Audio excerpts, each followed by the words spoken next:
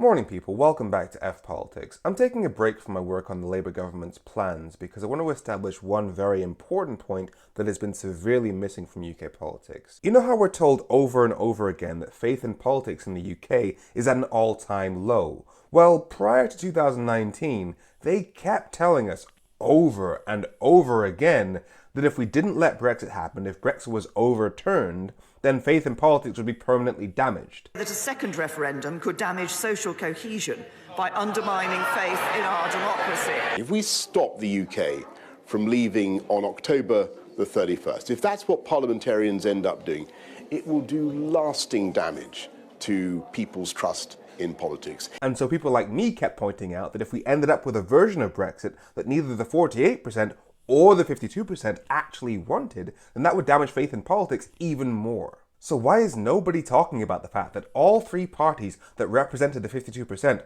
so the Leave voting population, have all disowned this version of Brexit and said it's damaging the UK? Is we haven't actually benefited from Brexit economically. Brexit has failed. And I'm going to give you the evidence in a few seconds, but if all three parties that told the people of the UK that Brexit was a good idea for the country and it would make life better, are now saying that Brexit has damaged the country. Brexit was more traumatic, I think, for this sector than many others. That they disown it and take no responsibility for it. You know, I see the withdrawal agreement as much worse than Remain, frankly. And that's so we've got to get the Prime Minister to move away you from think Remain is better than the withdrawal Boris Johnson's deal? I do, yeah. I do think it's much better. Which basically means that Remainers were right all along, and yet those politicians who were responsible for this are just strutting around like they did nothing wrong? Is it any surprise that people have lost faith in politics? This has been an unmitigated disaster. And it's not just that Labour, so the opposition, so the only chance that we had of ever avoiding the damage of Brexit, supported Brexit for 3 years, even a hard Brexit,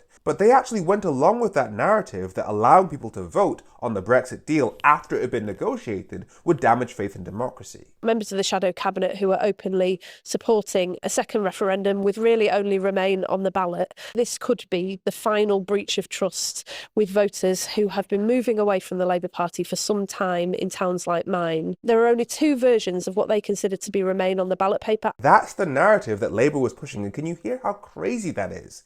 Because nobody knew what the Brexit deal would be in 2016 because it hadn't been negotiated yet. And yet you had major figures within Labour arguing that unless it was a specific kind of Brexit deal, then it didn't really count as Brexit, so you couldn't have that in a referendum against Remain. And that narrative that only specific kinds of Brexit actually counted as Brexit was supported by the media. You're going to watch this and lose your minds. Democracy doesn't fail because the negotiations fail. It is a perfectly legitimate thing to say, we vote to leave the EU, we negotiate our exit from the EU, and then we compare the negotiated exit with the membership of the EU. That is the most logical thing. With my journalist hat on, you've got a one-sided referendum there. If you remove in the second referendum, if you remove their choice to leave the EU, which is what the majority voted for... No. I did not say remove choice to leave the EU. The deal takes us out of the EU. Let's be really clear on that. But a lot of people who want to leave don't like that deal. They don't think that it does take us out of the EU because it keeps us in the customs union. It literally does. No, but it doesn't because it keeps us in the customs union. Sorry, the customs union is not Why the do you European think so many Union. people who want to leave are against the deal? No, but let's be really clear. Why do you think so many people who want to leave are against the deal? Why do you think that so many people who want to leave are against the deal? Why are they against it? Why are they against it? If they don't. Why are so many people who want to leave against Theresa May's deal? On the basis that it means we have less control than we do as an EU member. So, as I just explained, that deal takes us out of the EU. It fulfills the referendum mandate. But a lot of people don't think that it does. That's why it won't pass Parliament. Sorry, the customs union is not the European Union. Let's be clear on that. You think that it takes us out of the EU, but the majority of people who want to leave don't agree with you. That's the maths. If it does it, is it a good deal? No, I'd agree it's a bad deal. But does it take us out of the EU? 100%.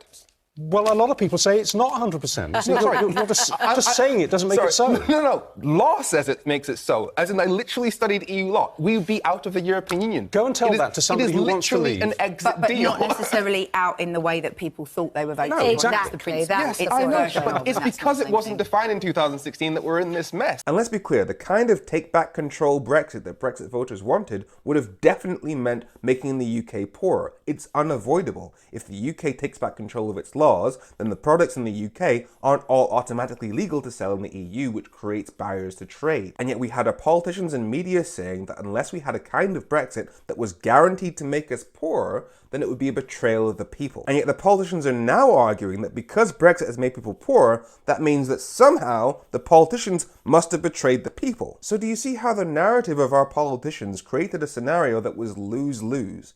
Either we pursue a version of Brexit that makes people poor, in which case, oh, we're poor now, you betrayed us, or you do a version of Brexit that doesn't make us poorer, but also doesn't take back control. And so that would be seen as a betrayal as well. Which is why I warned that allowing any version of Brexit to happen would severely damage faith in politics, especially if the so-called opposition also supported it. Because now here we are with every branch of the UK economy screaming that Brexit is making their lives harder. And as I said, the very parties that told us that Brexit would improve our quality of life are now saying the exact opposite. That's the Tories, the DUP, and the Brexit Party, or now the Reform Party. And because I know with an absolute certainty that my comments are going to be filled with Reform trolls telling me, oh, Brexit is only a disaster because politicians did something that the people didn't actually want. Yeah, I know. And your leader agrees with me on that. Because in 2019, this is what he said about the idea of having a referendum between remaining in the EU and Boris Johnson's Brexit deal. Now, what's going to happen next week is there's going to be an amendment put forward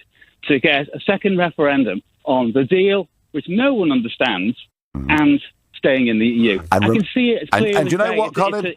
Colin, Remain wins that referendum and wins it every single time. Your issue is that in 2019, after saying that, Nigel Farage then stood down hundreds of Brexit Party candidates in order to help the Tories deliver a version of Brexit that he just said the people didn't want. So Nigel Farage doesn't get to deny responsibility for a Brexit that pleases nobody because he deliberately helped make that happen. So what does it do for trust in politics when the biggest political discussion in the UK of the last 10 years was basically, will Brexit be good or bad for the UK? And it's now been proven that it has been bad for the UK. And even the people responsible for it, people who told us that it would be good for the UK, have admitted that it's bad for the UK. Those people are still on our TV screens, invited onto news shows, sitting in Parliament. There's a reason why I made that in memoriam video about the Tories that have just faded into the background after ruining our country. Because if people see that there is no justice in politics, they lose faith in it.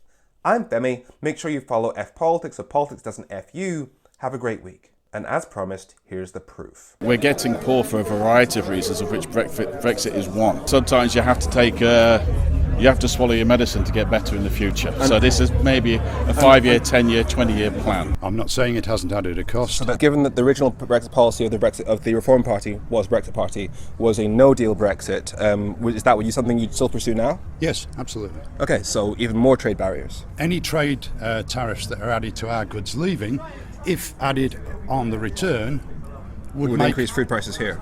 It would. How long do you reckon it will take until we actually got self-sufficient, so we wouldn't actually rely on that trade with the EU? 5 years, 10 years, 20 years? Who knows? I'm not in the farming industry. Okay, but I mean, there would definitely be a gap between a no-deal Brexit as proposed by the Reform Party and however long it takes for us to get that. So in that time, we'd have made food significantly more expensive before we can actually make our own.